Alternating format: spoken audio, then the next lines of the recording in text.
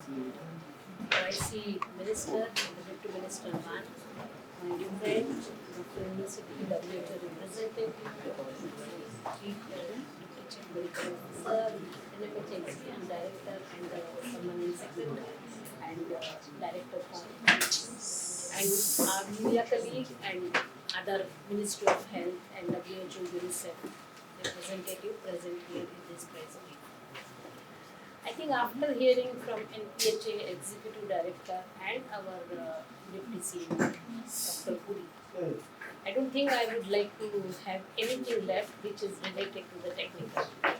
But two things I really wanted to make here very prominent, that when in March we recognize that there is a environmental sample is positive for COPV2, one thing made us clear, and we should all commend ourselves that our environmental surveillance is going on well.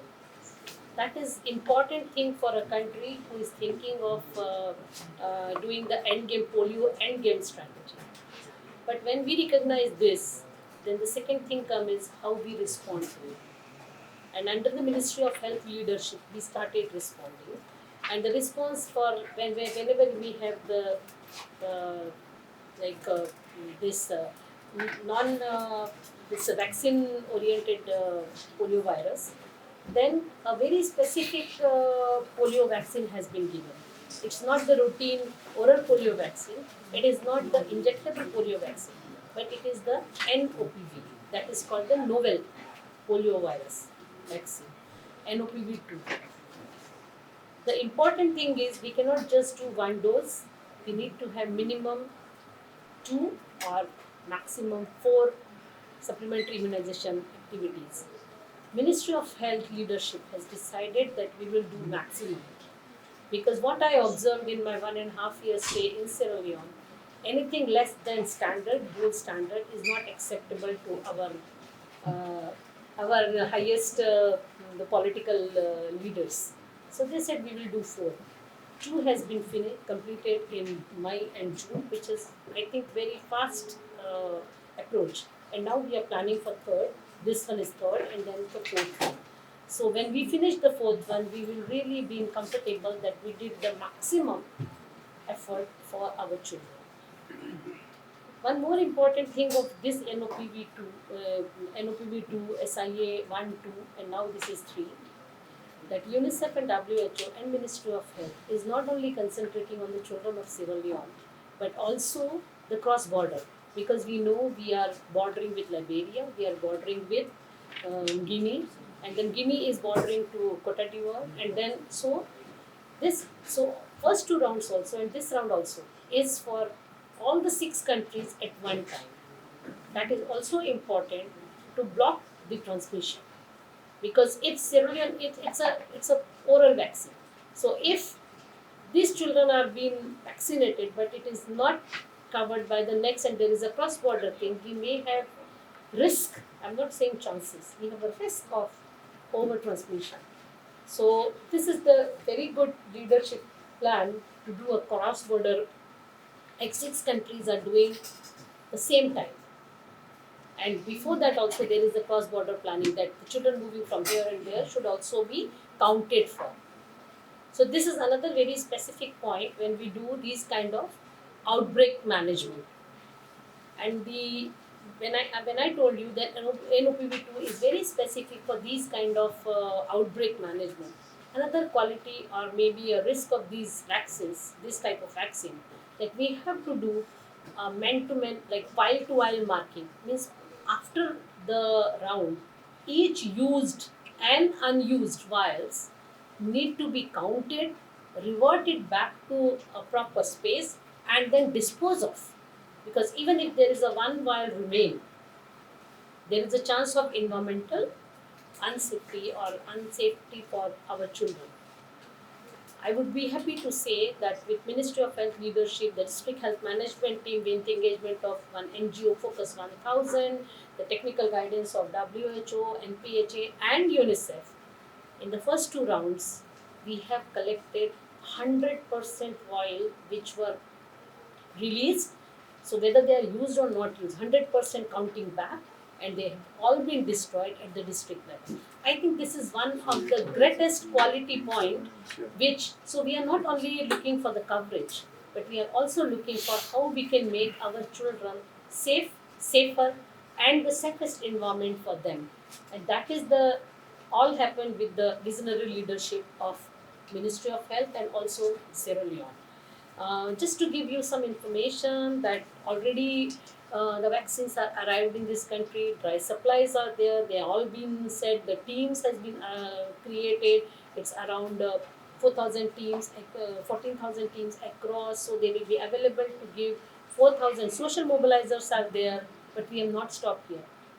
We need to reach each and every mother's ears and caregivers' ears, and then you are the eyes and ears of them. So now, as a UNICEF representative, I'm taking this opportunity to requesting all of you to say this, that even if your child is received the routine OPV, even if your child is received the IPV dose, this is something which is special for outbreak response, so not a single child to be missed. But even if you receive this, it doesn't mean it is replacing the next dose of your child. Because if some child is 2.5 months, parents may feel that, oh, he received during the campaign, so the routine is not required. No. So this is a complementary or supplementary dose. So even if the routine is given, this is required. And even if this is given, routine is required. So this message is very important to go up to the last child, their parents, their caregivers. And I could only say this, that with all of your efforts and all of your this sensitive talking to them, we'll be able to actually reach that all children in Sierra Leone are safe. Thank you very much for your time, and thank you to sir and everybody. Environmental surveillance sample earlier this year. Since then, additional other samples tested positive, but of course we had also already responded. I am aware, Honorable Minister, that the environmental surveillance sites were mainly in the western, urban, and rural areas, but I'm also aware that in partnership with NPHA and Ministry of Health, we are opening other samples in other cities. I'm aware that, for example, there is a site that has been identified, and efforts will continue to expand this surveillance so that we are able to pick the virus wherever it emerges before it spreads to other parts. So during outbreaks of this nature, WHO, UNICEF, and other partners aim to support government to make sure that no child is unvaccinated. And that is why there is the launch of the third round. And as my colleague from UNICEF said, we also prepare for the fourth one. To improve the reach of the children during this round, we will support government to conduct microplans, especially in western area, rural and urban, where the performance previously was a little lower than other districts. And this will be done ahead of the schedule before we implement this in this third round of vaccination. During this round, the vaccine supply has been increased for Sierra Leone by more than 250,000 doses, Honorable Minister, to make sure no child will miss when they come. And I am aware that government has deployed thousands of supervisors and vaccinators throughout all the districts to support preparatory activities and the implementation of the campaign. As my colleague from UNICEF said again, there is a synchronization border exercise that has taken place with meetings across our neighboring countries to make sure there is no cross-border transmission. We in WHO take vaccination seriously, and in partnership with UNICEF and other partners, we also believe in the power of the press. Professor for the ED of NPH said a lot about the press, but I want to add that the power of the press and other forms of media outreach is very critical in informing our parents, and we urge you to spread the correct information and also ask parents and caregivers of children 0 to 5 years of age to open their doors. The vaccination teams at households, schools, churches, mosques, markets, and any other place where these children will be during these days of the campaign. We don't want to leave any child unvaccinated. With just 2 drops of the vaccine, the whole of the children of this country will be protected from this dangerous disease. We deeply appreciate your support and efforts in this very critical campaign.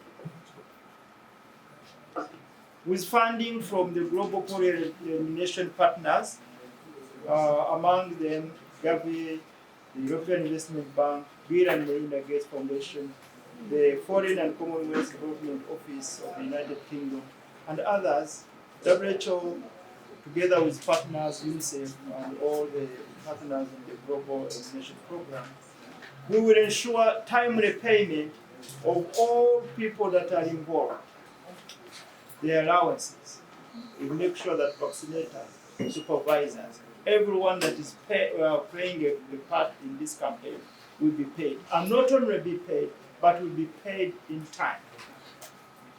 We have finalized the preparations, perfect digital payments to all involved immediately without any further delay to make sure that this and future campaigns will be run successfully, because we understand that this is a huge commitment and we will be up to the task.